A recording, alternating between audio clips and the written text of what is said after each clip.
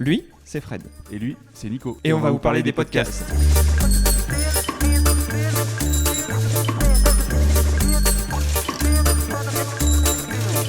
Je suis freelance en vidéo, c'est-à-dire que je fais des prestations vidéo et photos pour les particuliers ou pour les entreprises. Moi, je suis animateur. Je propose notamment des quiz avec des buzzers comme ceci, à la fois aux écoles, aux associations, entreprises, collectivités. Enfin, l'idée, c'est de proposer des temps à la fois sympas et qui permettent aussi d'apprendre moult choses. Ce qu'on constatait, c'est qu'il y avait quand même beaucoup de choses qui se passaient sur le territoire, des belles initiatives à la fois d'assaut, d'entreprises, de mettre ça en avant d'une manière sympa, originale, conviviale.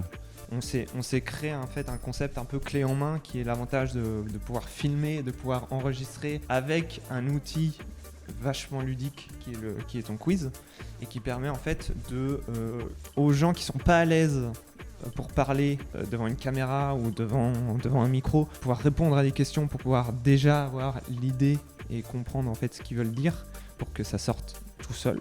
Enfin, si on a choisi le terme les podcasts, et ben c'était aussi parce que créer du lien, de partager du temps ensemble et puis aussi de montrer que des fois on se connaît et on croit se connaître, mais on se connaît peut-être pas tant que ça. Enfin, des gens qui sont habitués à partager un projet en commun, et ben du coup ils se connaissent pas complètement et du coup l'idée c'est de surprendre et puis de susciter un peu de curiosité aussi pour tous les gens qui regardent un peu l'émission.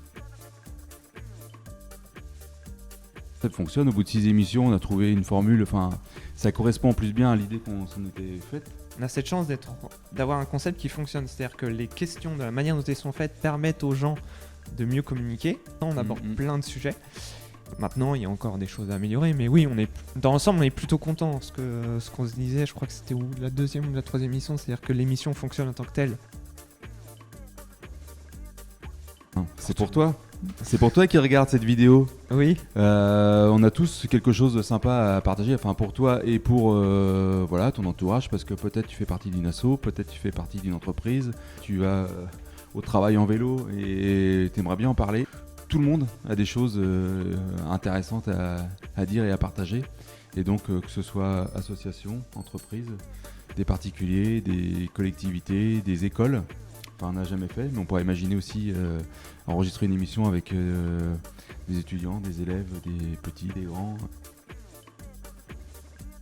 L'idée, c'est d'abord, ce serait de continuer de développer des partenariats. On l'a fait avec les assos, plutôt avec des gens qu'on connaît, mais de continuer à nouer des relations et mettre encore plus de monde autour des podcasts. Par différentes manières, du coup. Par différentes manières, à la fois il y a les invités, mais à la fois ça peut être cadeaux, des sponsoring, des émissions spéciales, il y a moyen de faire c'est possible.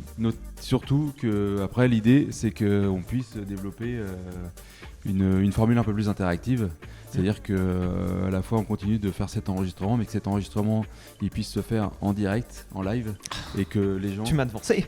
Donc l'idée ça va être de vous proposer une formule en live, donc peut-être sur Twitch, peut-être sur YouTube. Ou sur Facebook, si on arrive à le faire via les réseaux sociaux, et vous proposer à vous qui regardez l'émission, d'interagir et de participer au quiz. Donc c'est l'un des gros projets de fin d'année. C'est là-dessus qu'on aimerait terminer la saison et qui, si ça marche, permettrait de développer d'autres formules de cette manière-là. Mais comment on fait pour suivre les podcasts, Nico ? Alors pour suivre les podcasts, c'est très simple. Il y a 3 lieux importants. Il y a la chaîne YouTube où vous pouvez vous abonner, lâcher un like et partager les vidéos. Il y a les comptes Facebook et Instagram sur lesquels on partage en fait les coulisses des préparations des émissions. Vous avez pas mal d'infos de gens qu'on a déjà reçus qui sont repartagés en story. Et ce genre de choses, c'est pareil pour la page Facebook où on partage les photos et on partage les vidéos. Donc si vous avez participé à une émission, il y a de grandes chances que vous retrouviez sur le fil d'actualité. Et derrière, on est disponible sur toutes les plateformes de podcast ou différents endroits. Si vous n'êtes pas à l'aise avec la vidéo, vous pouvez juste avoir nos petites voix. Les petites voix. Et voilà. Et du coup, je te propose qu'avec nos petites voix, on dise salut à tout le monde. Salut.